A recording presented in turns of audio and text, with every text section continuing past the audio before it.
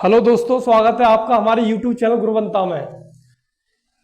जैसा कि आप पिछली क्लासों से जानते हैं कि हम भौतिक विज्ञान का फर्स्ट चैप्टर वैद्युत आवेश तथा क्षेत्र के बारे में पढ़ रहे हैं, जिसके हम विभिन्न टॉपिकों पर पहले ही चर्चा कर चुके हैं। आज का जो हमारा टॉपिक है वो है वैद्युत द्विध्रुव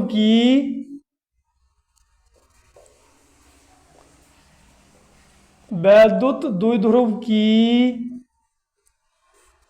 निरक्षीय अथवा अनुप्रस्थ, मतलब ये पेपर में दोनों नाम से आता, अच्छी निरक्षीय अथवा अनुप्रस्थ स्थिति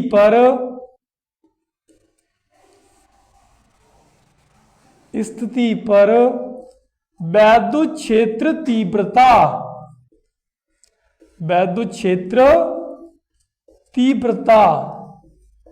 हमें वैद्युत द्विध्रुव की निरक्षीय अथवा अनुप्रस्थ स्थिति पर वैद्युत क्षेत्र तीव्रता याद करनी है। अनुप्रस्थ स्थिति पर वैद्युत क्षेत्र तीव्रता ज्ञात करने के लिए एक चित्र को समझते हैं। तो इसका एक चित्र है, एक हमने बिंदु ए यहां लिया, एक बिंदु बी यहां लिया, इन दोनों को आपस में मिलाया। बिंदु ए पर Q माइनस आवेश, बिंदु बी पर Q प्लस आवेश रखते हैं। और जैसा कि मैंने पिछली क्लासों में आपको बताया कि जब समान परिमाण तथा विपरीत स्वभाव के दो आवेशों को निश्चित दूरी के फासले पर रखा जाता है तो आवेशों के ऐसे निकाय को वैद्युत द्विध्रुव कहते हैं। तो भाई ये क्या बना, एक वैद्युत द्विध्रुव बना Q माइनस और Q प्लस। मैंने यही बताया था कि इसकी जो लंबाई है अत्यंत सूक्ष्म होती है। तो इसका एक मध्य बिंदु मानेंगे O,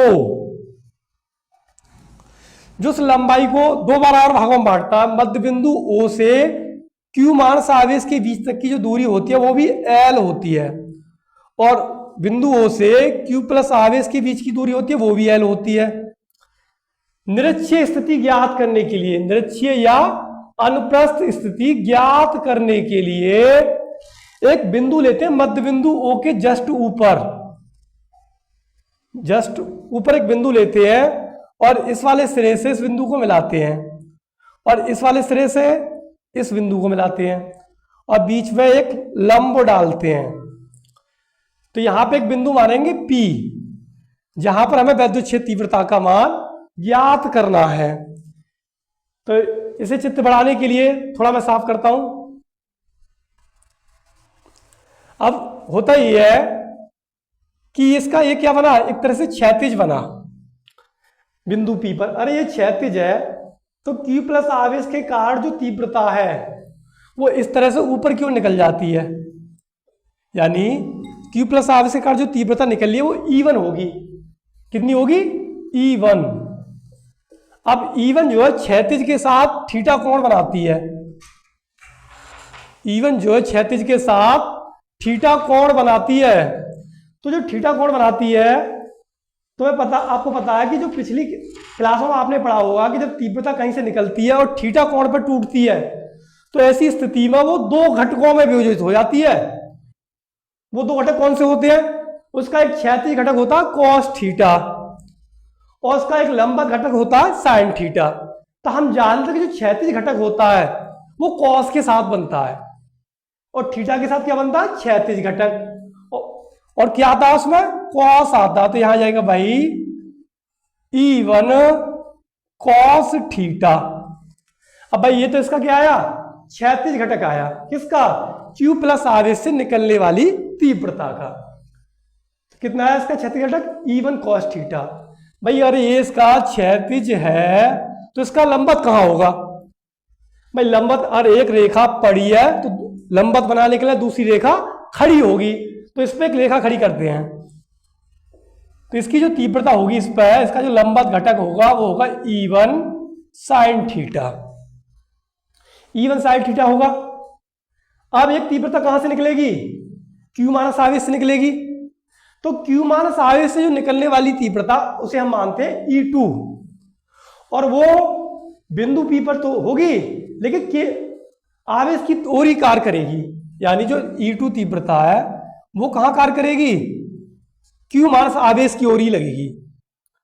तो अब इसका जो क्षैतिज घटक होगा, ये भी थीटा बनाएगा भाई क्षैतिज के साथ। अगर ये भी क्षैतिज के साथ थीटा कोण बना रहा है तो इसका क्षैतिज घटक कहाँ होगा भाई? जहां थीटा जुड़ा हुआ, किसके साथ जुड़ा हुआ है? इस वाले क्षैतिज के साथ।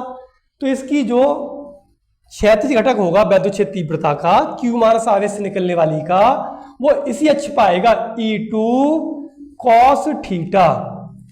अब भाई ये तो इसका क्या हुआ? क्षैतिज हुआ, Q माइनस आवेश से निकलने वाली तीव्रता का जो क्षैतिज घटक है। अब इसका लंबवत घटक कहाँ होगा? मैंने बताया कि एक रेखा पड़ी है तो दूसरी कहाँ खड़ी होगी? नीचे की ओर। तो इसे नीचे की तरफ खड़ा करते हैं, ये होगा E2 sin थीटा। अब आपको पता है कि ये वाला कोण भी थीटा भाई, और ये वाला भी कोण क्या है? थीटा है। तो एक तरह से क्या होंगे? संगत कोण होंगे। तो इसे भी थीटा मान लेंगे और इसे क्या मानेंगे? इसे भी थीटा मान लेंगे। अच्छा, अब हमें बिंदु P पर तीव्रता ज्ञात करने के लिए आपको दिखाई दे रहा होगा कि E1 sin थीटा कहां लग रहा है? ऊपर की ओर। E2 sin थीटा कहां लग रहा है? नीचे की ओर। तो E1 और E2 के जो मान है वो बराबर होते हैं, और बराबर होते हैं तो E1 sin theta E2 sin theta विपरीत दिशाओं में लग रहा है। तो भाई कैसे होंगे? नगण्य होंगे। और नगण्य होंगे तो तीव्रता निकलेगी कहां से? अब भाई जो क्षैतिज घटक दे रखे ये दोनों जुड़ जाते हैं तीव्रता निकालने के लिए। चलो देखते हैं इसके लिए कुछ थ्योरी लिखते हैं। माना AB एक वैद्युत द्विध्रुव है। AB क्या भाई? एक वैद्युत द्विध्रुव है। AB एक वैद्युत द्विध्रुव है जिसकी रचना, भाई वैद्युत द्विध्रुव की रचना कौन करता है? दो आवेश Q माइनस और Q प्लस, जिसकी रचना Q माइनस तथा Q प्लस आवेश मिलकर करते हैं। यदि वैद्युत द्विध्रुव की लंबाई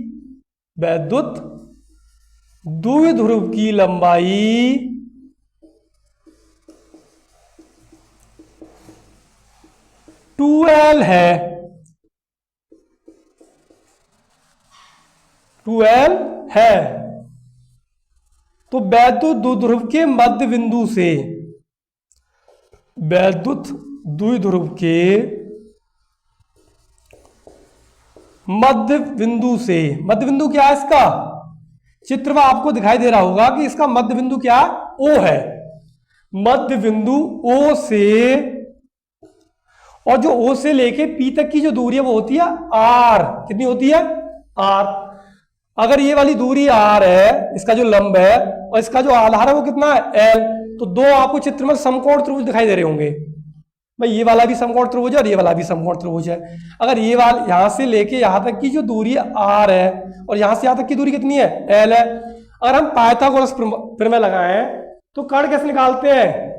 पाइथागोरस प्रमेय जब लगाते हैं तो कर्ण निकलता है कर्ण का स्क्वायर बराबर आधार का स्क्वायर प्लस लंब का स्क्वायर। लेकिन कर्ण का जो स्क्वायर है वो आधार प्लस लंब के स्क्वायर पर अंडर रूट लगाता है।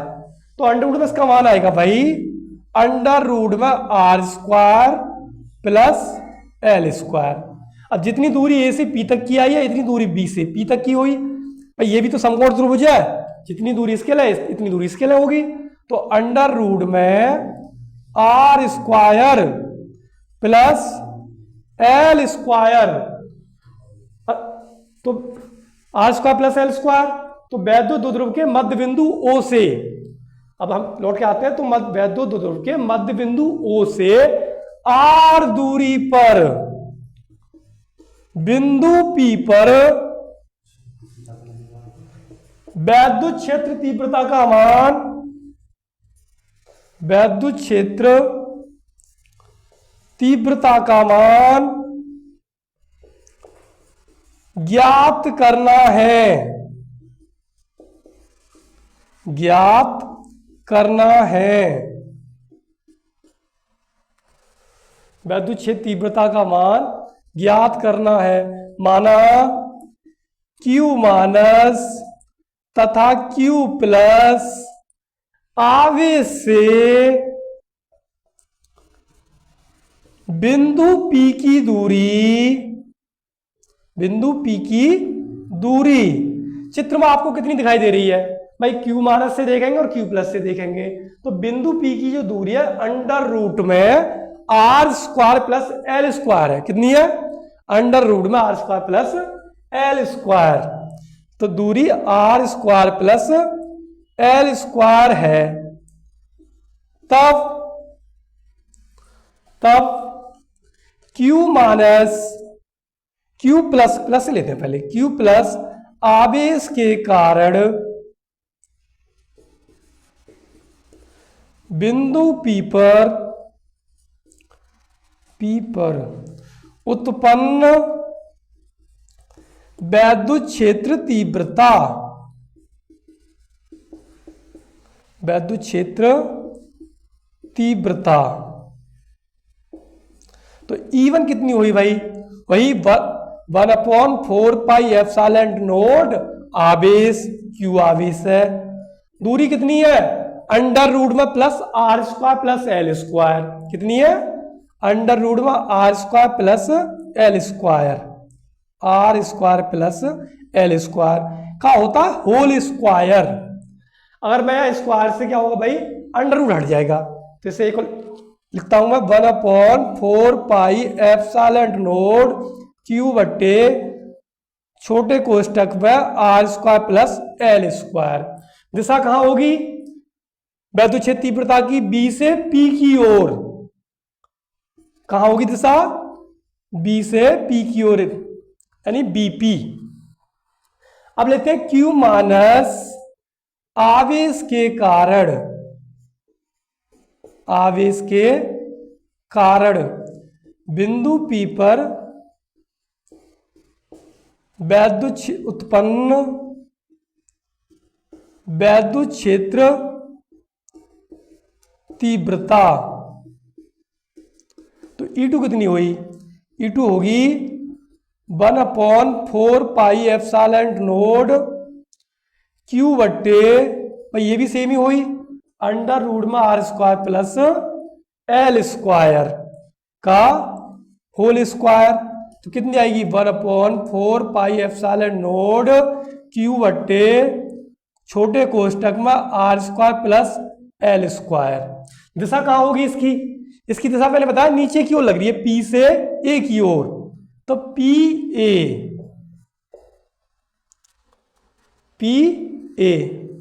तो आप इसको नोट कर सकते हैं या इसका स्क्रीनशॉट ले सकते हैं। मैं आपके लिए 2 सेकंड का टाइम देता हूं।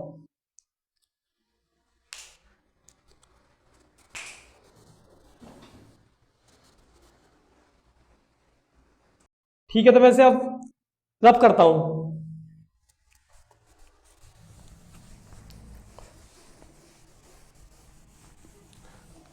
आपने देखे होंगे कि चित्र में E1 तथा E2,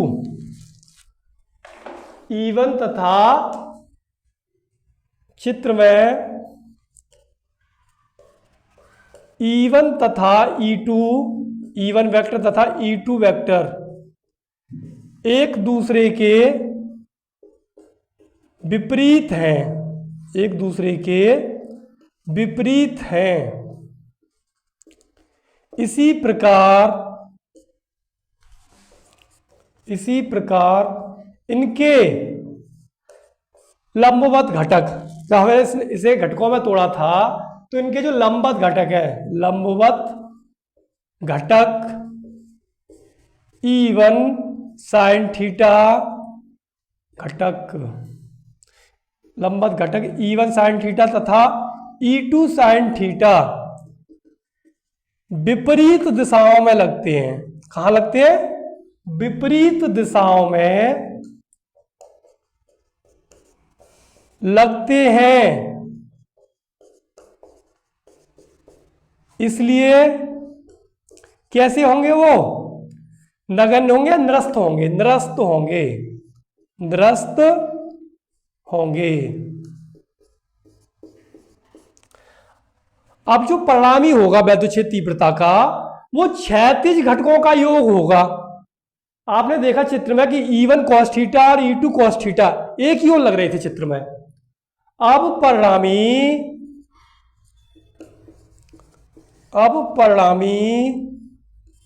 क्षैतिज घटक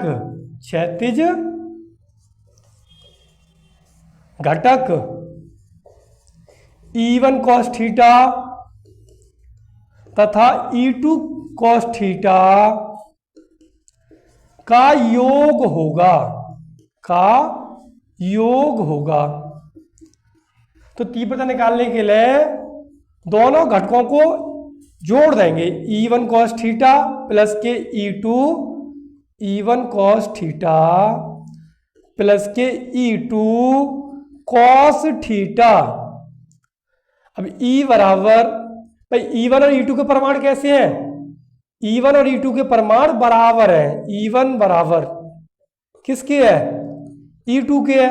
अगर E1 E2 के बराबर है तो cos थीटा तो पहले से बराबर है, तो ये बन जाएंगे 2E1 cos थीटा। मैंने माना कि E2 की जगह पर मैंने E1 लगा दिया, तो E1 cos थीटा प्लस के E1 cos थीटा, एक और एक कितने बन जाएंगे? 2 बन जाएंगे, तो 2E1 cos थीटा। E बराबर कितना आएगा? 2 गुणा में E1 का मान कितना आया था हमारे पास? 1/4 पाई एप्सिलॉन नोट गुणा में Q बट्टे छोटे कोष्टक में R square plus L square into में क्या भाई? cos थीटा दे रखा है मान लें। अच्छा, हम cos थीटा का मान निकालें तो cos थीटा क्या होता है? आधार बट्टे कर्ण। हम जानते हैं थीटा के सामने वाली जो भुजा होती है वो लंब होती है। अगर ये लंब है तो ये क्या है? इसका आधार। अगर ये आधार है तो ये वाला क्या होगा भाई? इसका कर्ण। तो cos थीटा होता है हमारा आधार बट्टे कर्ण। आधार कितना हमारे पास? L है, और कर्ण कितना हमारे पास? अंडर रूट में R square plus L square. यानी cos थीटा का जो मान है वो L बट्टे अंडर रूट में R square plus L square है। इसे लिख लेंगे अपने याद रखने के लिए। तो अगली लाइन में लगाता हूं मैं, E बराबर 2 गुणा 1/4 पाई एप्सिलॉन नोट Q गुणा में cos थीटा का कितना है भाई? L बट्टे अंडर रूट में R square plus L square. इधर एक क्वेश्चन में चल ही रहा था हमारा R square plus L square. अब आपको दिखाई दे रहा है ऊपर बनना 2QL, एक साथ है ना। E बराबर 1/4 पाई एप्सिलॉन नोट 2QL, यहाँ कितने बच्चे? R square plus L square. इधर आप जानते होंगे अंडर रूट का मतलब क्या होता है? अंडर रूट का मतलब होता है पूरे कोष्टक की घात 1/2। कैसे?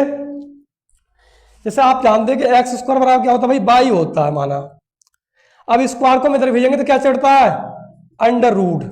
तो क्या बनता है? अंडर रूट में बाई। इसका मतलब ये है कि जो 2 जब जाता है, जैसे मैंने आपको बताया कि भाई एक्स स्क्वायर बराबर कितना है? बाई है, तो बाई की घात कितनी है? यहाँ पहले से 1 दे रखी है हमारे लिए, 1 दे रखी है। अब मैं जब स्क्वायर को इधर भेजूंगा तो ये घात 1 के बटे में जाएगी, बाई की पावर 1/2। और 1/2 ही किसका काम कर रहा था? यहाँ पे अंडर रूट का काम कर रहा था। तो यहां लगा देंगे भाई R square plus L square की घात 1/2। अब आप जानते हैं कि, मैं से थोड़ा साफ कर दूं। अब आप जानते हैं कि 2QL जो होता है, 2QL क्या होता है? वैद्युत द्विध्रुव आघूर्ण होता है P। तो E बराबर 1/4 पाई एप्सिलॉन नोट P बट्टे कितना भाई? तो इस कोष्टक की घात 1 है और इस कोष्टक की घात कितनी है? 1/2। 1 और 1/2 कितना होता है? और मैं 1 प्लस 1/2 को ऐड करूं तो इसके बटे में भी 1 मानूंगा, और मैं लैसे लूं तो 2 आएगा ना, मतलब 3/2 होता है। लेकिन समझो आप लैसे लेंगे तो 1 का भाग 2 में 2 बार जाएगा, और 2 का भाग 2 में कितनी बार जाएगा? 1 बार। यानी कितना आया? 3/2। यानी R square plus L square की घात कितनी आई भाई? R square plus L square की घात 3/2 आई। कितनी आ गई?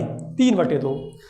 अब आप जानते हैं कि जो मैंने आपको पिछली क्लास में भी बताया कि जो हमारी लंबाई है L द्विध्रुव की, वो बड़ी सूक्ष्म होता है। दोनों आवेश जो होते हैं बड़े पास रखे हुए होते हैं। लंबाई के अपेक्षा जो बीच की जो दूरी है R, वो तो वैसे ही बड़ी है। आपको पता है मध्य बिंदु O से लेके A तक की दूरी L है। बल्कि पूरी दूरी क्या होती है, r मानते हैं हम, तो वो तो वैसे भी बड़ी है। यदि r बड़ा है किससे, l से, तब r स्क्वायर l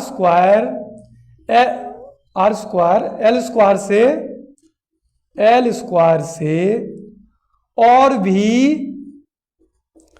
अधिक बड़ा होगा। भाई आर स्क्वायर तो एल स्क्वायर से और भी अधिक बड़ा होगा, और भी अधिक बड़ा होगा।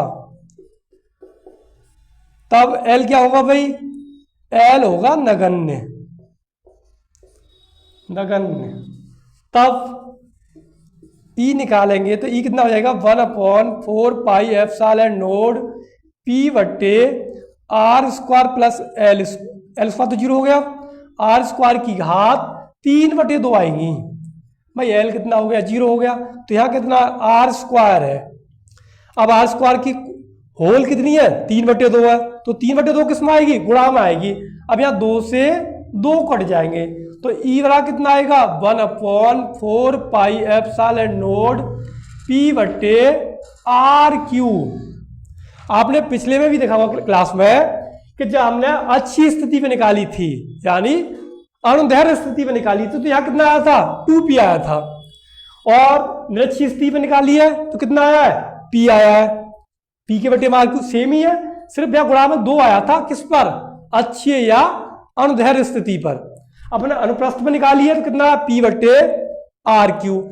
अगर इसे हम सदिश रूप में लिखें, किसमें, सदिश रूप में, तो ई पर वेक्टर बनाएंगे 1/4πε0 पी बट्टे आर क्यू।